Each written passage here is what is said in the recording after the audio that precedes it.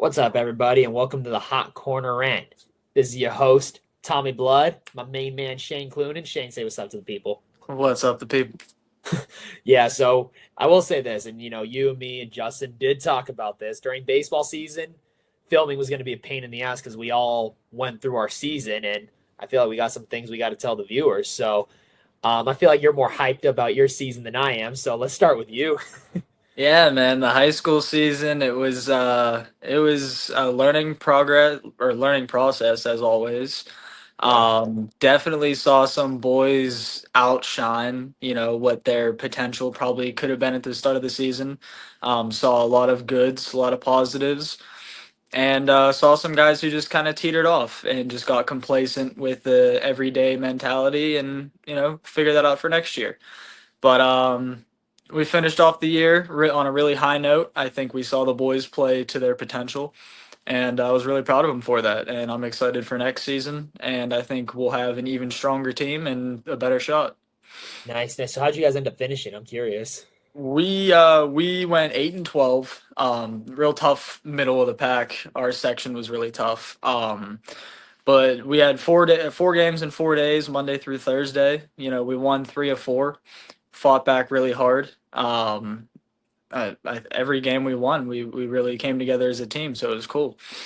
The last game, real real great way just to cap off our season. I think it emphasized what the season was about, but it was the first time that we came out on top instead of taking the loss.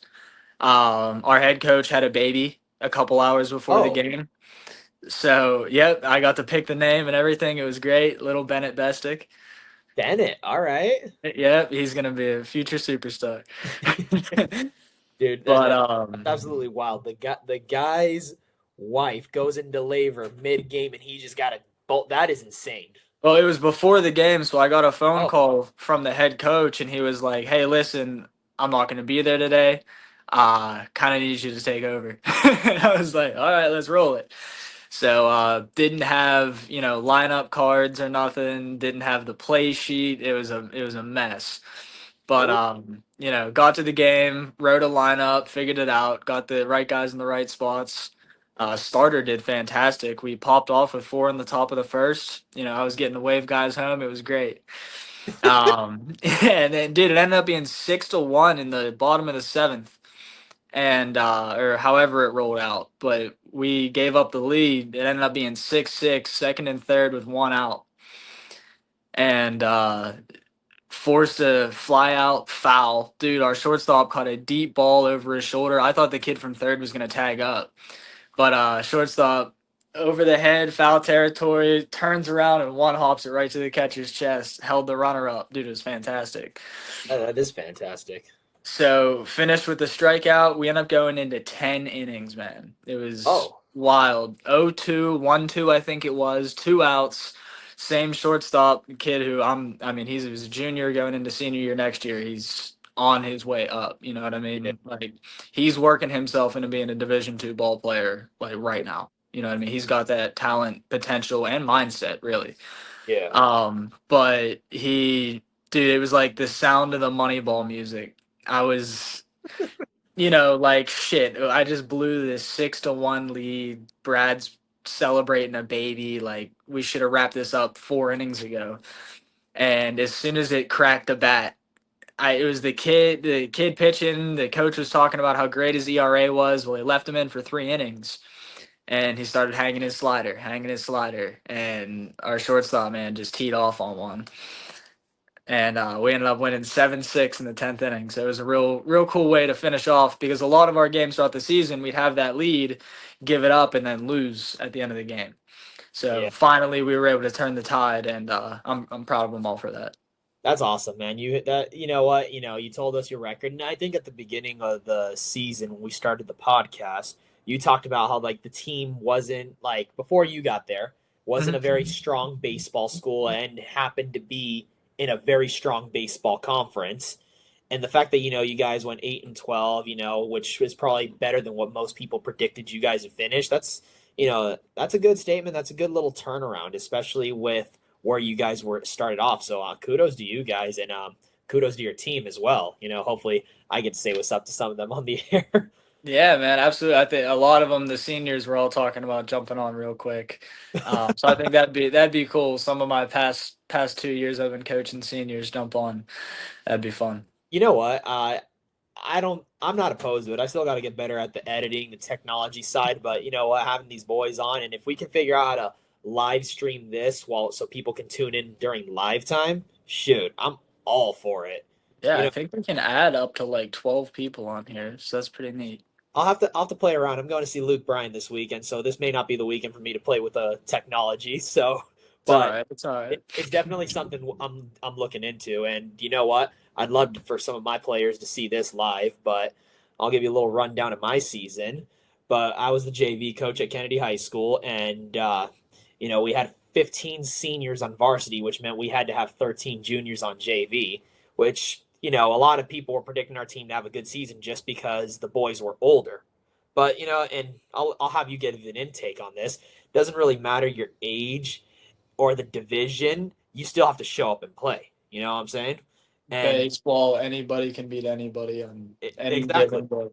And I'll say this, like if you're a junior on JV, yeah, you have a little bit of an advantage with your, and I'm going to air quote this, with your experience, but you could also, easily win games as easily as you can lose the games. And, the season that my boys had before I took over the team this past year, it was very like they had a winning record of 14-11, but they'd win three in a row, but then they'd lose three in a row, and then they'd win one, lose one, and they'd win two, then lose three, then win four, and then lose two. Like the consistency with Freaky, yeah. yeah, like they were very, very good, very talented team, but very streaky. Where this season we were able to like win five in a row, then lose one, then win six, then lose another. Like it was very like the consistency of the team, and I think more than anything, the hitting of the team, at least while I was there, was very good. You know, Get them prepared for varsity ball. yeah, and you know what? I told the players straight up, like you may think like oh woe is me, it's the end of the world. I'm on JV baseball. How am I going to get ready for varsity? At the end of the day, the biggest difference between varsity and JV baseball is the consistency. Guys throw more strikes. They can throw more pitches for strikes. They can make the routine play on a consistent basis. They hit like that's the difference. With JV baseball, you can hit balls hard, but their shortstop may not be able to cover as much ground as the varsity shortstop. The varsity shortstop, yes, is better, but he can do more things consistently than the JV guy. But the JV guy isn't a terrible baseball player. He just has a little ways to go Right. with the pitching on varsity. I remember making this experience when I was a 400 hitter on JV, and the thing is, I would get 2-3 pitches in a bat to hit, and I just wouldn't miss my pitch. And what I mean by that is they may throw me a first pitch strike right down the middle if the coach told me to take, and literally the next pitch they throw was in the same exact spot, and it was like, oh, cool, I'm gonna crush this ball. Where on varsity, it's like they dot one on the black for a strike with a fastball, then they paint another one with a breaking ball in the same spot. That's the difference with varsity pit, and good varsity pitchers can spot 2-3 pitches for strikes, where JV pitchers can only spot their fastball, but then they're gonna miss with their curveball, so you're gonna get a fastball to hit. You know what I'm saying? Right, dude. We ran into that problem. Some innings with our pitchers, we would, you know, you don't want to have to rely on fastball, but when nothing's going for a strike, got to get you out quick, unless then we have to go fastball heavy. But then if we're not throwing fastballs for strikes, it's like, got to move on to the next guy really quick in high school baseball because a 4-run lead is probably the most dangerous thing to have in Yeah. high school. Like, you know what I mean? Like, I've seen that lead be blown too many times. Yeah, and I even will say this, and this goes for the experience I've had with JV. You feel like there's going to be at least one or two errors a game with both teams. Well, varsity, we had that with varsity. yeah, with varsity, you have a better chance of a cleaner game just because that's how it's supposed to be. But the defense is a little bit unpredictable. At all the levels. Yeah, I mean, yeah, definitely. And I've experienced that as a pitcher working my way up. You know, bad defenses all around you through men's leagues and whatnot. And then as you get to these higher level guys, it's nice. You feel a little more comfortable to Hmm. put the ball over the plate, more than 60% of the time, you're probably looking for like a 58% strike ratio, I'd say 58 to 65. But when you have a defense like that, you feel comfortable to let the ball go off the bat because these guys will make that higher level play. So yeah, from varsity to JV, you got the best shortstop of your school group or wherever the county, and you got the best center fielder. So you can rely a little bit more on. You don't need to be so fine. I think a lot of the pitchers are trying to be so perfect and hitting their spots and making this pitch move. There was so many opportunities against teams that just were not that good that we lost to because we walk the nine guy, Mhm. give up a single to the one hitter, walk the two guy, give up a single. Like it just kept unfolding and unfolding. Yeah, Like if we limit the walks like we tried to from the beginning of the season, which I could look up the stats. I think we had so many less than we did last year, anyways. yeah, But walks kill you. yeah, that was kind of the telltale sign. Like if we started walking dudes, runs were gonna score. Hmm. And they always told us this. The first batter that walks, if you walk the first batter of an inning, that guy should score. At least Like it's I think so it's like a like. 70% chance, isn't it? And I'll even say this. And actually, before I really get into my season topic, because there's some tea I want to say. Yeah, Uh, man, I would hear about all your stuff. what would you advise? Because I've got a couple players in my travel ball organization that they got some good arms on them. They don't trust their defense. First play of the inning, someone makes an error. Now they're trying to overthrow and they're trying to strike everyone out. What is your advice to players at that age group? I'm talking the 14 and under, 12 and under, 13 under, 11 under. Like, what is your advice to those kids if they are pitching with a defense that struggles behind them? So I've been umpiring a whole lot recently in that age group. And what I've noticed is, yeah, so I did a pony game at Mount Lebanon and it was 17 to 16, right? Now, in saying that, you're going to be like, okay, damn, how many hits were there, right? 4 hits? Like, are we talking Four per hits, bro. game or like the whole game with The both teams? whole game, it was 17 to 16. There was four hits. Like Jesus. just ground ball to shortstop, error. Ground ball to third base, error. Fly ball, drop third strike, error in the right field. Like it's ridiculous. You know what I mean? And I can only So, imagine from all the but games I've watched. what I can say as the umpire though is that was a 2.5 hour game, right? It could have been done in 45 minutes. And these pitchers, it was literally first pitch strike, ground ball, error on first base. Yeah. First pitch strike. So these pitchers are all walking off the mound upset, spiking gloves, tears, and whatnot. Like, dude, nobody's upset with you. And Yeah. so for that age group, and I see tears every weekend that I'm umpiring, every night, somebody gives up a couple runs on hits. And it's like, look, you didn't walk anybody. Right? If your defense makes 8 errors behind you, you got 8 outs. Like as the pitcher, we're excelling there, right? Yeah. I think too many guys are afraid, like the unearned runs, the earned runs, they're all worried about these numbers, right? And they're 12, they're 11, 12. Like the dust settles when you're 17, 18. Yeah. Like, who cares if you gave up 5 runs at your tournament in Stowe Rocks, Pittsburgh at 12U, right? You threw strikes, your defense made errors, you did your job. And now Mhm. it's a very hard concept to hammer into these young kids because everybody wants to do good, everybody wants to win. That's the main fun part of playing tournament ball, right? But yeah, it's just like a you can only say it so many times and it's hard for them to reciprocate it and play with it, but like you threw strikes as your pitching coach, as the guy who trained you, as your coach should be. Nobody's mad at you. You didn't get pulled out of the game because you were walking guys, right? They left you in because you were throwing strikes. So it's frustrating that the Oh, of defense made the course. errors. I get that, right? But you don't need to be walking off the mound like I suck. I never want to pitch again. It kills a lot of kids like Oh, drive. yeah. You know what I mean? And I think too, this is just my opinion from my experiences and being in baseball, especially at that youth age group. There's so many parents because you got a dad coaching because he's a volunteer or whatever, unless you're playing for like a child ball organization that pays you. But like you have a dad that's running the team, then you have 12 other parents that have their opinions on how the team should be ran, and the first thing they see is, oh, every time Jaron pitches, he gives up a lot of runs. and they see the runs being given up, yes, and that he gives up hits, but it's also like, okay, does he throw a strike? Because I remember when the fall was going on during my JV season, I put this kid into pitch. We were playing Savannah High School, and the kid gave up 3 runs, and I was like, okay, like, and our team was kicking their ass, but he gave up 3 runs. They pulled him out, and one of my main players comes up to me and says, "Why do you pitch this kid?" And I said, "What are you talking about?" And he's like, "Every time he pitches, he gets shelled. Why do you keep pitching him?" I'm like, "Well, I'd rather have him get shelled than have him walk 4 guys in a row and then strike out like that, because the walks are going to drive me crazy." I'm like, 100%. I was like, if he's giving up hits, that means us as a defense have to either make an adjustment to where these guys are hitting, or you guys have to actually, because my players had a very bad habit of, you would tell them where to go. They'd go there for one pitch, and then they'd go back to where they originally were, and then the ball would be hit where I originally had. So, like, I'm like, we have Right. to make adjustments as a defense. If Jake um, leaves pitches up in the zone, right?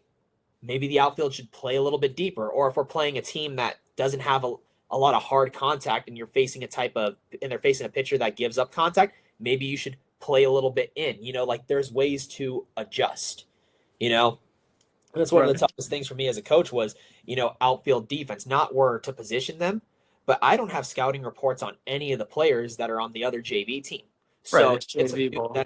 you get some dudes that are 6'2" on JV that are freshmen and sophomore that maybe haven't figured out their swing and they can't hit the side of a barn, or you have those dudes that just happen to walk into balls and hit them 400 feet because it was just kind of like that luck of the draw. But you never see these guys. Like, you're basically judging off, oh man, this kid's coming in, he's huge. Let's play them deep, and then for all we know, he has a terrible swing. Or you see the little guy that's smaller than Altuve that walks up, and you're like, oh, let's play him in, and then he hits one over everyone's head. So you're like, you don't really have a scouting report. You don't really have much to base off of a lot of things. So you're like, I never really positioned my players in the first inning because I'm like, they're like, oh, how come you're not positioning this guy here or there? And I'm like, dude, like, I've never seen this kid hit. What do you want me to do? Like, guess where he's going to hit the ball? Yeah, for real. Yeah, so that was an interesting part. It was definitely a learning curve as a young coach. Like, I'm actually going to tell you guys straight up, like, I actually got fired this season while having an 11-4-2 record. And, I've been around sports. I've seen coaches that have a 4-11 record that get to finish the season. But a big reason, too, and this is what's pretty unfortunate, and I feel like you've had some experience in this with your school district or your school, they don't really let the coaches coach. They, No, dude, I felt so watched over the whole season. Like I yeah, couldn't be me. I just had to like sit on the bucket and take whatever was going on. Yeah, and it's unfortunate that these schools don't really defend the coaches because we're spending time helping develop these kids into young men. And here's what blows my mind, and I don't mean to get like this on the air, but I'm just gonna be straight up. You have a teacher that's making probably 60 grand a year with benefits. They could throw that they're a Trump supporter, or they could throw that they're a BLM activist or an LGBTQ activist, and that's totally okay because they're a teacher.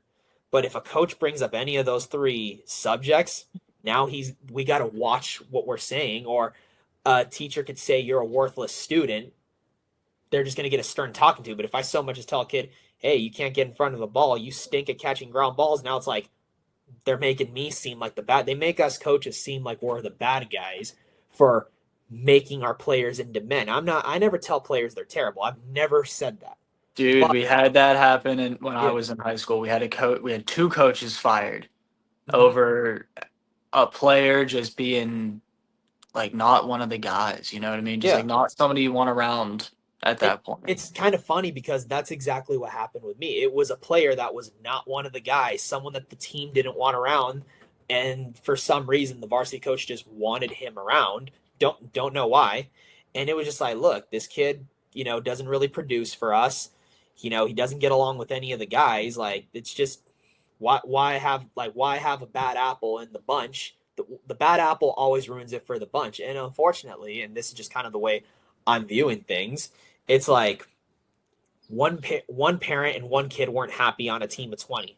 Why is the school bowing down to one family, one kid? Like, and I think it's also because, we coaches don't get paid very much.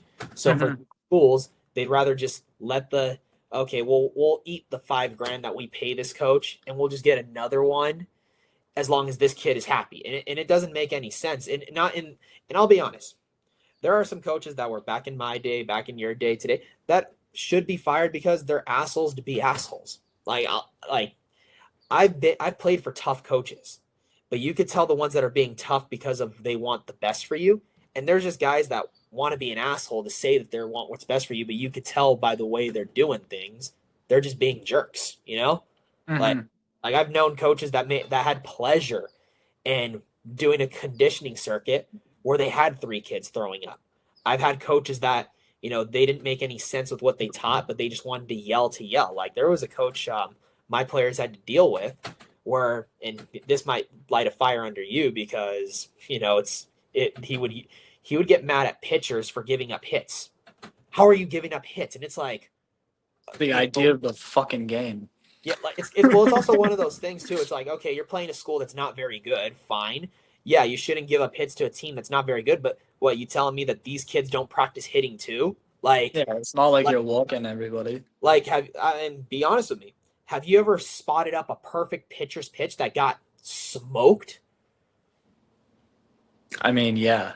So like it's Yeah. like it's like one of those things where it's like, dude, these kids practice hitting too. Some kids are going to take a great swing on a great pitch and they happen to hit it a mile. And the other thing that drove me crazy about this one guy in particular, he would get mad at the catcher because he's like, "How could you give up that hit? How could you let him throw that pitch right in that spot?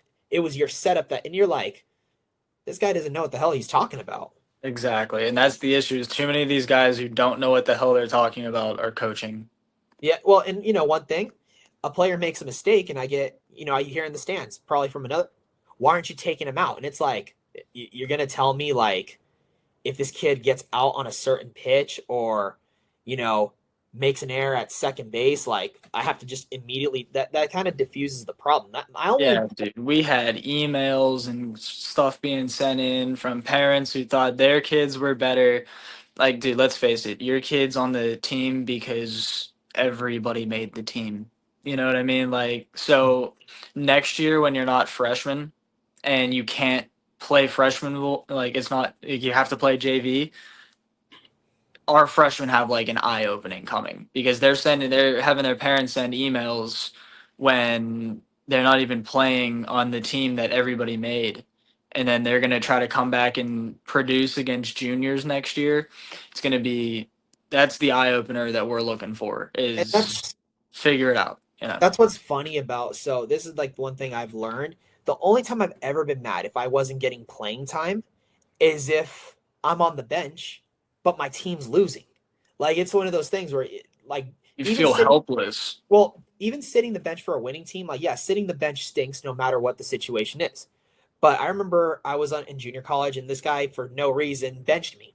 But we won four in a row and it was like, cool, we won four in a row. It sucks I'm on the bench, but like, what am I going to tell the coach? You don't know what you're doing? We won four in a row. Then when we lost five in a row, it was kind of like, okay, we lost five in a row. The guy in front of me wasn't producing. Like, what's going, like that? Because that's the thing. The more people complain, like winning should cure all. I mean, in this generation, it's not winning cures all. It's my little Johnny has to play. Yeah, I have to play. But it's like, okay, your team's winning. What are you going to say? This coach doesn't know what he's doing while your team is winning? Like, how does that make any sense? Well, let's explain it from the coaching standpoint. Yes. All right, so I'm a coach. Mhm. Um, I didn't get very many innings in high school baseball. I'm going to say it how it is, right? We had better guys who are playing MLB level baseball right now. What I noticed a lot of the guys on our high school bench, and I feel yours the same way, is it turned into like a 2 hour fun time. You know what Yeah. I mean? Don't get me wrong. They were cheering for our team. They were heckling the other team. It was great, Yeah. right?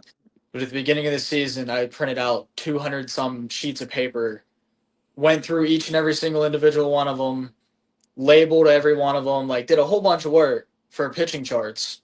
And I think we charted like the first two games. You know Yeah. what I mean? It's like when I was in high school, not playing.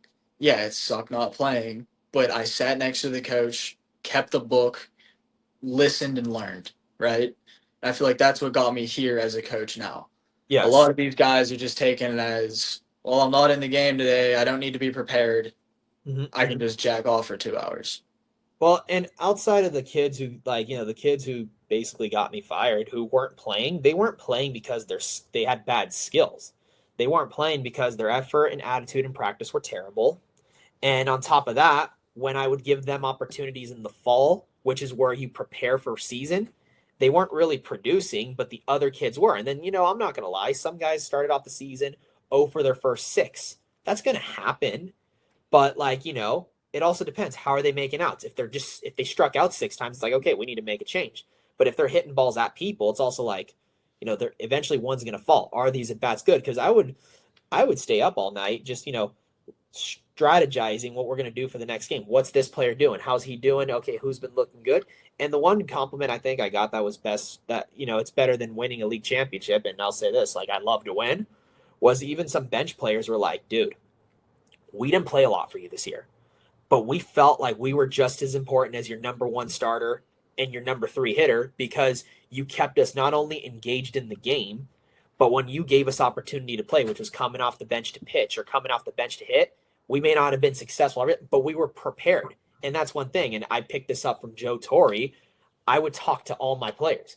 Hey, man, I need you to start getting loose. Come on, start moving around. Do something. Hey, 7, 8, 9 come up, bottom of the inning with runners on base. You need to be ready to hit. Hey, if this guy comes on, I'm going to need him to pinch run. So, and I basically was giving my players the game plan. And Yeah. some of them they embraced their role. Hey, I'm not getting a shot now, but I know, hey, if this guy's spot comes off and we need a guy on base and to maybe steal a base, my time, I'm ready to shine. And we were strategic about how, and by we, I mean me, I was very strategic how I placed my players. And it got to the point to where it was like, oh man, the Irish have an explosive offense at the beginning of the game, but then at the end of the game, the better defensive players come in to hold that lead. And Right. it was a very successful way to go about things. And I never understood this. And I was talking to this softball chick that I've known since she was in high school. Since she was 16. She was playing at the local 4-year university, and she was telling me how their team would lose games, and the first thing the coach would say is there wasn't enough energy on the bench. It's like, so if I cheer a little bit louder, you know, is my Yeah. shortstop not going to make 3 errors? Is our pitcher not going to walk everyone? Is our hitters not going to? They're just going to magically start. Like, yeah, I admit a loud bench is a good bench, but it's also like there's only so much cheering you can do. The starters got to perform, and the only time I ever got pissed at my bench, especially if we lost, was if there was goofing around in the dugout, especially while you're losing. Tommy, we got a bench warning every single game this year. I wish would have gotten bench warnings. We I were wish. a nightmare to play against. It sounded like a circus every game. Dude, umpires hated us from the first game of the year on. I swear to you, we did not get a call to go our way. We got a bench warning before the third inning every single game. It was hilarious, and they were great. Our bench was fantastic. I'll say this: I don't mind if my team chirps a little bit, but don't cross a line. I had to teach some of my players how to chirp. Like if a guy's missing up in the zone, I was like, dudes, why doesn't anyone yell, get this boy a bucket? And then they're like, why would we get him a bucket? And I said, because he's throwing it up. And they're like, I'm like, dude, chirp a little. Or my favorite one, Oklahoma, Sooner, Louisiana, Bayou, I do. or can I get you anything? And then Dude, we had somebody who could chirp like a bird, like it sounded like an actual bird. And like the Leave It for the Birds, he would just start tweeting. It was dude, I hilarious. remember at Santa Ana, we had a guy, I swear to God, he'd yell, throw him a chair. And then if he struck out the batter, the minute the umpire said strike 3, this guy would literally grab a chair and throw it onto the field, and the whole dugout would get crazy when he would do it. That's great. That's great. Well, Like, hey man, we're at the half hour mark. Do we kind of want to wrap up and explain how we're going to kind of take things from here? Explain the pause and things other than or more than just the season got busy. yeah, season got busy. We still have to work editing. The goal is to have 30-minute clips. If we go over, we go over. And hopefully I can improve my editing skills to help, our front office a little bit, because I can handle it. But it's one of those things where we're just going to try to keep making the videos. We're going to keep trying to make everyone tune in, and then hopefully, because I still got to figure out their YouTube account, because I don't post from my YouTube these clips, Okay. but I post these clips on my Instagram page with them. So I got to figure out that stuff. But hopefully, we can start doing live streams where people kind of tune in and ask us these questions, because we're gonna go on our rants. We're gonna talk about our seasons, or us getting fired, or us getting thrown out of games, or Shane's girlfriend getting tossed from a game. Like, we're gonna talk about that stuff. But the First whole game of the year next week, my friend. I'm ready to go. but I'll tell you this: when we do these, I don't mind us sticking to script, but if people are online, dude, ask us the questions and we'll go on our rants. We'll chirp it up a little bit. And I'll Yeah, even we'll definitely start getting people on here and, getting some full-blown conversation going. But I will say this, and I think I want to end on this note. For a lot of people, especially guys that are looking to coach, if you're going to coach somewhere that, I don't want to say prioritizes sports, but at least has respect for their sports and defends their coaches. Because, we coaches, we go out there every day, for little money to develop the next generation of good young men. And you want to be around serious sports programs, not because of the winning and the losing, but you're trying to develop good human beings. And if the schools won't let you do that, it's no point. Like, I'm going to be honest. I cuss like a sailor. I chirp my players, but I will tell you this: my players had the best season they've ever had. I think I had 3 or 4 kids hit before they let me go. I had Mhm. 4 kids in my starting lineup hitting over 400, and I had another 4 hitting over 330. That's a coach's dream. Our team defense was like a 950 fielding percentage. Our team ERA was like less than a 3. My players exceeded expectations and went further and more beyond. And then the sad thing is, after they let me go, I finished with, like I said, 11-4-2. They finished the last 8 games of the season with a 4-4 record, going Mm. back to their original ways, struggling at the plate, struggling on the mound, not playing as good a defense. And, I'm not saying one coach makes a big difference, but sometimes it can. Just like a top pitcher or a top hitter can make a big difference on a team. Everyone needs to kind of come together. And sometimes these schools need to really make sure they investigate and also have all the kids' interests, because it's not fair that one the squeaky wheel gets the grease kind of thing. It ain't right. I think the best way to explain that to the watchers is if you're gonna coach high school level and beyond or above, it doesn't have to be the first offer you get. Make sure you know where you're going. Make sure they have a good culture. It doesn't have to be just a winning school, a winning record. You can go there and be the change, right? We're young guys. We're 5, 6 years out of high school, a little bit more. And we're going. We just went through the same stuff all these guys are going through, and a lot of these coaches are 35-plus-year-old men, and they see it a little different. They don't have the same connection to the players as we get. So utilize that to the best of your ability, and make sure you land somewhere that's going to emphasize what you can do as a teacher, a coach, not hamper it and make you feel stricken by rules and what you can and can't say and do. Or always watched over. Like, at the end of the day, yeah, I can't believe I'm going to say this on the air, but I think one of our favorite coaches said it best: "Fuck you means I love you."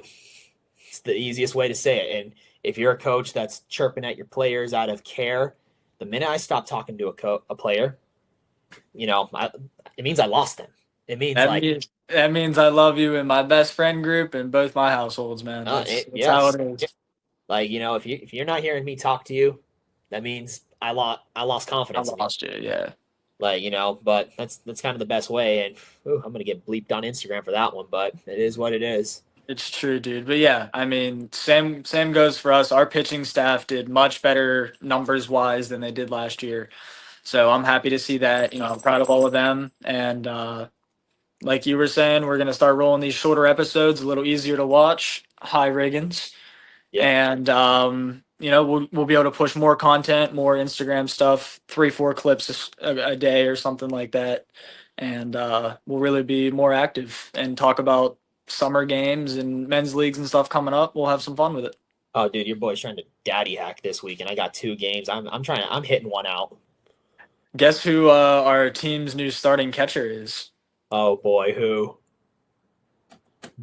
Your Really? boy going back to his original Oh job. my God. Catcher, first base, and I'm gonna limit my innings this year because I've been over 200 the past couple years. I'm really gonna work on slowing myself down, throwing 1, 2 innings here and there, really hammer velocity instead of all the off-speed stuff.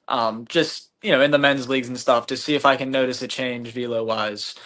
But yeah, the off-speed king. That we'll save that for the big boys. All righty. But anyway, we're wrapping up. Hopefully we can start streaming this live and we can do a lot more things because this is a badass freaking podcast in my opinion. Oh, you better believe it, man. Anyway, uh, to all the viewers, we'll talk to you soon and let's get this show on the road. Yes, sir. Have a good night. Yes, sir.